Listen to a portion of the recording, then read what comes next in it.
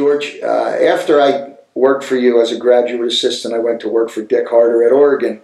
And Dick used to tell me how much he hated the fact that the Oregon fans would cheer you when you were introduced, or the Daisy Ducks loved to hear you when you spoke to their group, because you always complimented the team. So everybody, there'd always be positive stuff toward Oregon. When in that time, for people who don't know, the way Oregon played elicited a lot of negative comments from all the other coaches.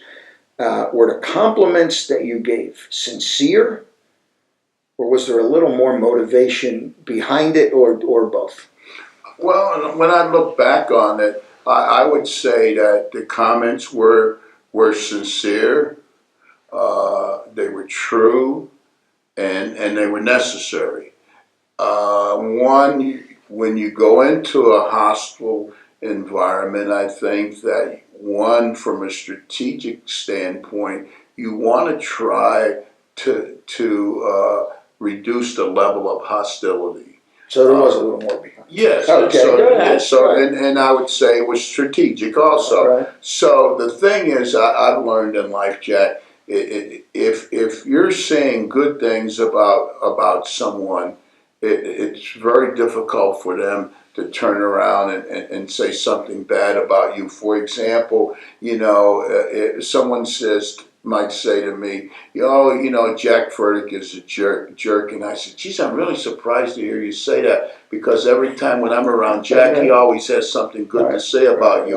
I guarantee the person will say, well, I didn't really mean it was a jerk, but sometimes Jack kind of gets me upset, because what you do is it's very hard for someone to say something bad about someone who's always saying something good about you. And from an integrity standpoint, I did admire a lot of things about the Oregon program at that time, and it might well be still true today. They were the only college that I knew of that had a female booster group for basketball, through the Daisy Ducks. There was no place in the league that was more difficult to play there. No coach in the league got more out of his players on a consistent basis than Dick Harder. And so there was much to be admired about Oregon's program when Harder was coaching there.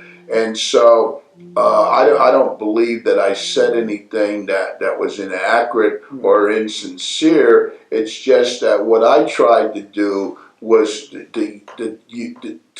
use them to intensify all of this passion that they displayed at game after game after game, and also I think innately I wanted people to respect me, and I certainly want to start off every game with a bunch of people booing me.